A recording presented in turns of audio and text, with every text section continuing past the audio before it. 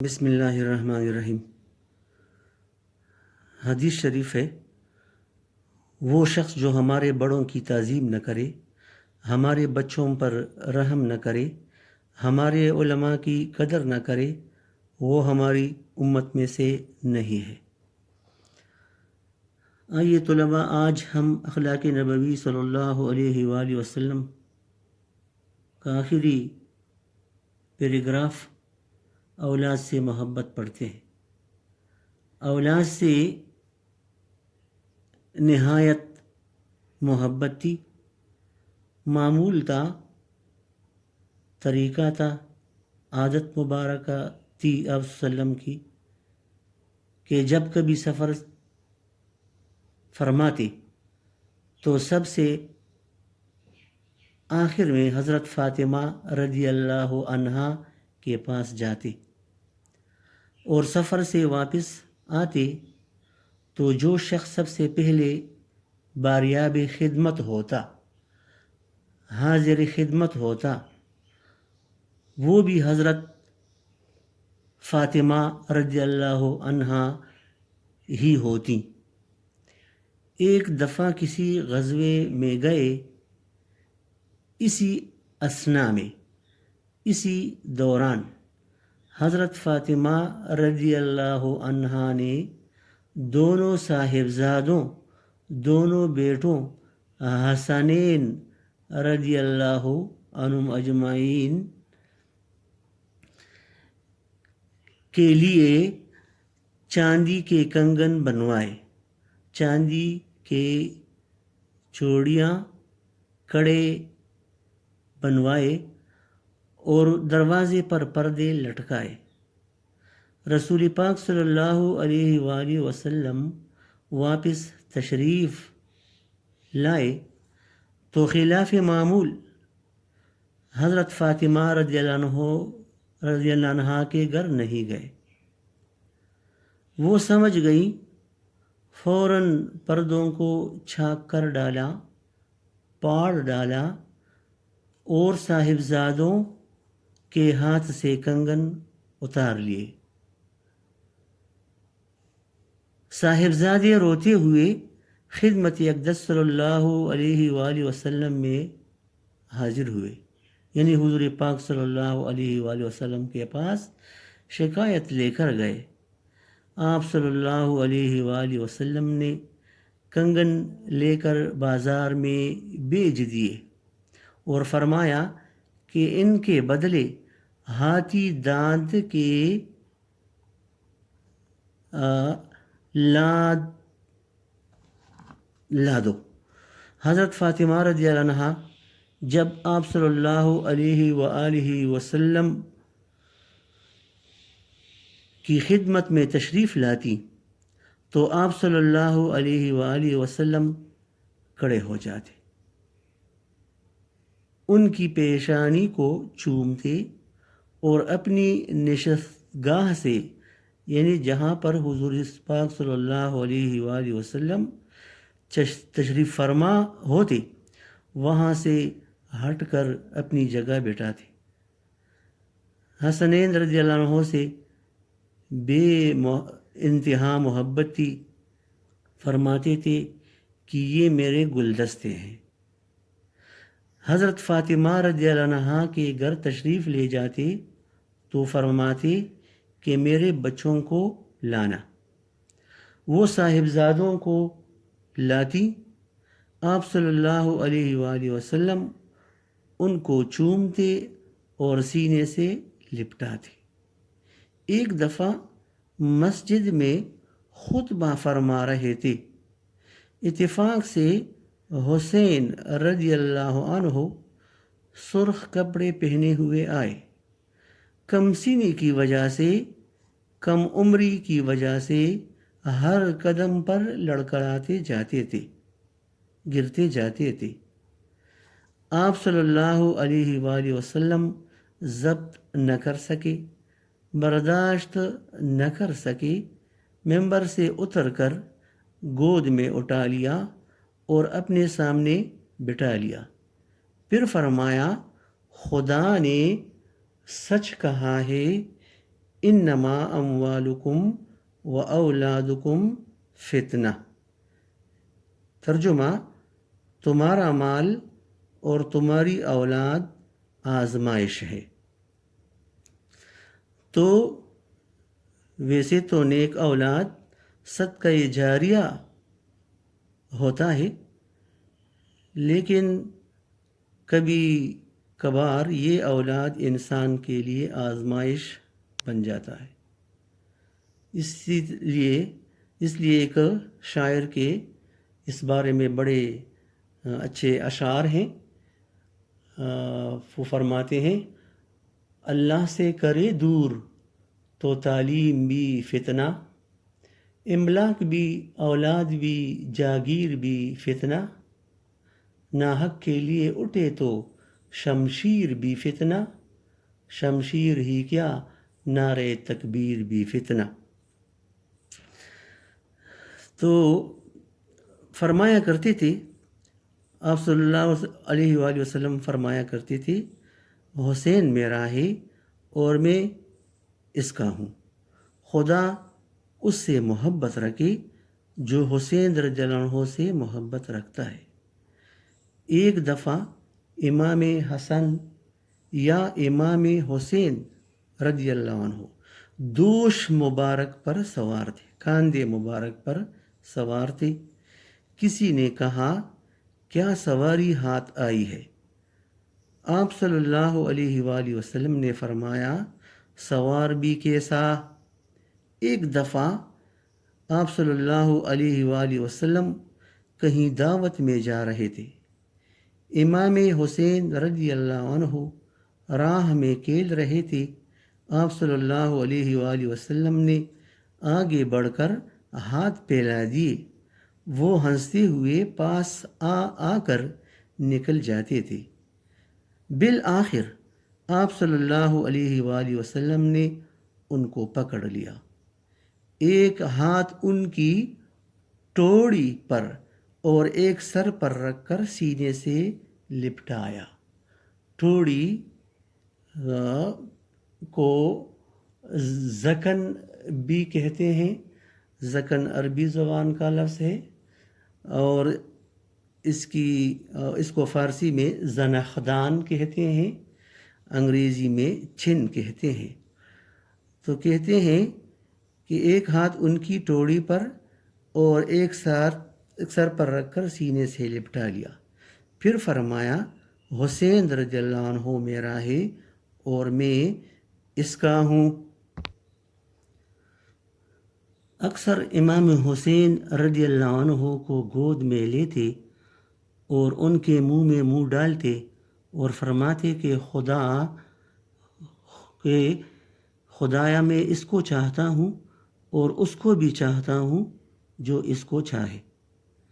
آپ صلی اللہ علیہ وآلہ وسلم کے داماد حضرت زینب رضی اللہ عنہ کے شوہر جب بدر سے قید ہو کر آئے، جنگ بدر سے قید ہو کر آئے تو فدیے کی رقم ادا نہ کر سکے. فدیہ کے معنی ہے جان کا معاوضہ، کفارہ، جرمانہ، یا وہ روپیہ پیسہ جس کو دے کر رہائی حاصل کی جائے. تو فدیے کی رقم ادا نہ کر سکے تو گھر کہلا بھیجا، گھر کو پیغام بھیجا. حضرت زینب رضی اللہ عنہا نے اپنے گلے کا ہار بھیج دیا. یہ وہ ہار تھا جو حضرت زینب رضی اللہ عنہ کے جہیز میں حضرت خدیجہ رضی اللہ عنہا نے ان کو دیا تھا. جہیز کے معنی ہے اسباب، یعنی وہ سامان جو بیٹی کی شادی میں اس کے ہمراہ کر دیتے ہیں. رسول پاک صلی اللہ علیہ وآلہ وسلم نے ہار دیکھا تو بے تاب ہو گئے، بے چین ہو گئے، بے قرار ہو گئے اور آنکھوں سے آنسو نکل آئے.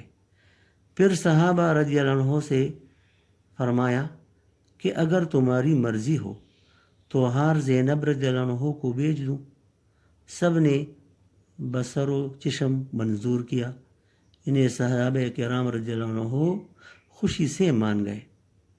آپ صلی اللہ علیہ وآلہ وسلم کی ایک نواسی حالت نزا میں تھی. ایک نواسی حالت نزا میں تھی. حالت نزا کے معنی ہے جسم سے روح کا نکلنا، دم ٹوٹنے کا عالم. صاحبزادی نے بلا بھیجا. آپ صلی اللہ علیہ وآلہ وسلم تشریف لے گئے تو لڑکی اسی حالت میں آغوش مبارک میں رکھ دی گئی. گود مبارک میں آپ صلی اللہ علیہ وسلم نے لے لی اس کو.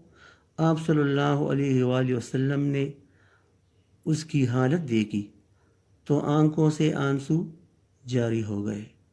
حضرت سعد رضی اللہ عنہ نے کہا، یا رسول اللہ صلی اللہ علیہ وآلہ وسلم، آپ صلی اللہ علیہ وآلہ وسلم یہ کیا کہہ رہے ہیں؟ آپ صلی اللہ علیہ وسلم نے فرمایا، یہ رحم ہے جس کو خدا نے اپنے بندوں کے دلوں میں ڈال دیا ہے. حضرت ابراہیم علیہ السلام کی وفات پر آپ صلی اللہ علیہ وآلہ وسلم نے آپ دیدہ ہو کر فرمایا تھا، آنکھوں میں آنسو آنا، یعنی حضور پاک صلی اللہ علیہ وآلہ وسلم کی مبارک آنکھیں آنسو سے بھر گئیں. آنکھیں آنسو بہا رہی ہے، دل غمزدہ ہو رہا ہے، لیکن منہ سے ہم وہی باتیں کہیں گے جن کو خدا پسند کرتا ہے. آپ صلی اللہ علیہ وآلہ وسلم نے حضرت ابراہیم علیہ السلام کی وفات پر یہ مبارک الفاظ کہیں، اور یہ ہمارے لیے اس میں یہی سبق ہے کہ ہم بھی اپنے رشتہ داروں اور باقی جو ہمارے اپنے ہوتے ہیں ان کی وفات پر اپنے آپ کو نہ پیٹیں، واویلا نہ کریں.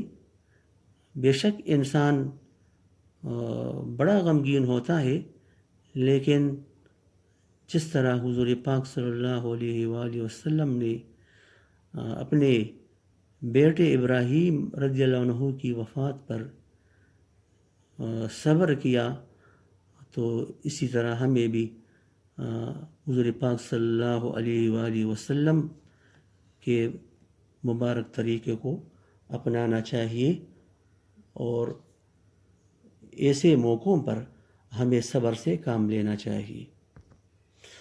عزیز طلباء، اب اس پیراگراف کی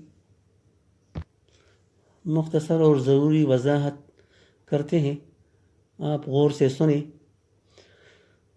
حضور پاک صلی اللہ علیہ وآلہ وسلم رحمت للعالمین تھے. تمام جہان والوں سے محبت کرنے والے کو اپنی اولاد سے کتنی محبت ہوگی. آپ صلی اللہ علیہ وآلہ وسلم کو اولاد سے بہت محبت تھی. آپ صلی اللہ علیہ وآلہ وسلم جب کبھی سفر پر جانے لگتے تو جاتے ہوئے سب سے آخری ملاقات حضرت فاطمہ رضی اللہ عنہا سے فرماتے، اور واپسی پر جس سے سب سے پہلے ملتے وہ بھی حضرت فاطمہ رضی اللہ عنہا ہی ہوتی. ایک بار حضور پاک صلی اللہ علیہ وآلہ وسلم ایک جنگ پر گئے. اس دوران حضرت فاطمہ رضی اللہ عنہا نے گھر کے دروازے پر پردے لٹکائے اور اپنے بیٹوں حضرت حسن اور حضرت حسین رضی اللہ عنہ کو چاندی کے کنگن پہنائے. حضور پاک صلی اللہ علیہ وآلہ وسلم جنگ سے واپسی پر حضرت فاطمہ رضی اللہ عنہ کے گھر نہیں گئے.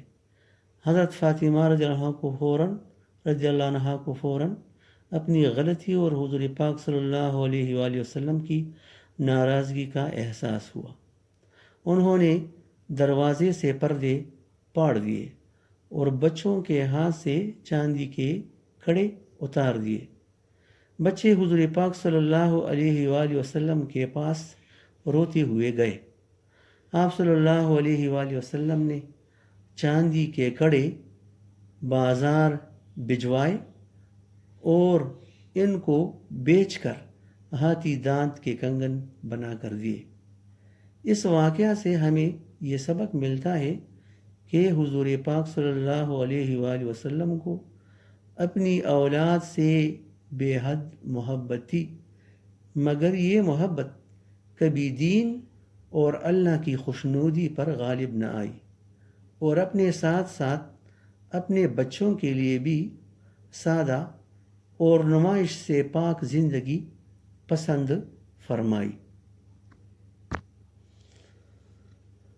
حضرت فاطمہ رضی اللہ عنہا جب آپ صلی اللہ علیہ وآلہ وسلم کے گھر تشریف لاتی تو آپ صلی اللہ علیہ وآلہ وسلم فرط محبت سے ان کے لیے کھڑے ہو جاتے، ان کو ماتھے پر چومتے اور گلے سے لگا لیتے۔ حضرت فاطمہ رضی اللہ عنہا کے گھر جاتے تو انہیں کہتے میرے بچوں کو لانا، اور پھر انہیں پیار کرتے۔ ایک دفعہ آپ صلی اللہ علیہ وآلہ وسلم مسجد میں خطبہ فرما رہے تھے۔ اتفاقاً حضرت حسین رضی اللہ عنہ سرخ رنگ کا لباس پہنے ہوئے آئے۔ کم عمری کی وجہ سے ہر قدم پر ڈگمگا جاتے۔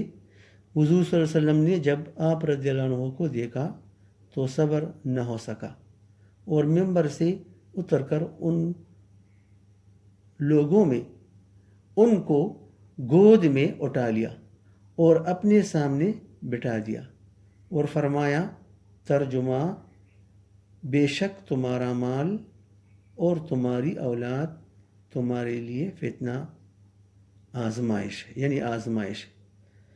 نواسوں سے اس قدر محبت تھی کہ ایک دفعہ فرمایا کہ حسین مجھ سے ہے اور میں حسین سے ہوں، اور جو ان سے محبت رکھتا ہے اللہ اس سے محبت رکھے، یعنی حضرت حسین رضی اللہ عنہ سے محبت رکھنے والوں کے لیے آپ صلی اللہ علیہ وآلہ وسلم نے دعا فرمائی۔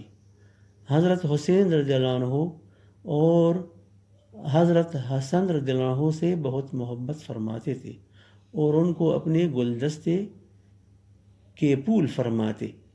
گلدستے سے مراد آپ صلی اللہ علیہ وآلہ وسلم کا خاندان ہے۔ عزیز طلباء، یہ سبق آج مکمل ہو گیا۔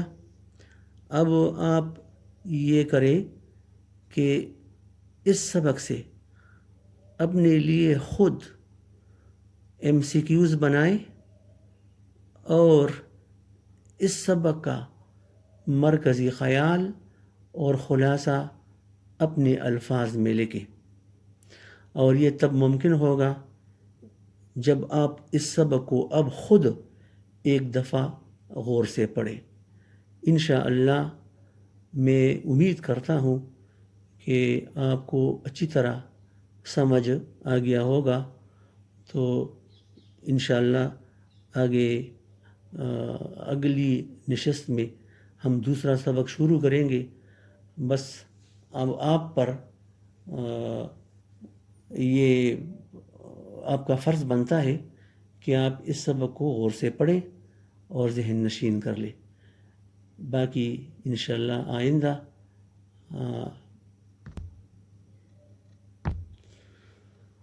آج کے لیکچر کا اختتام اس شعر پر کرتا ہوں۔ ہو لاکھ آفتاب قیامت کی تیز دھوپ، میرے لیے تو سایہ دیوار آپ ہیں۔ اللہ نے کہا بار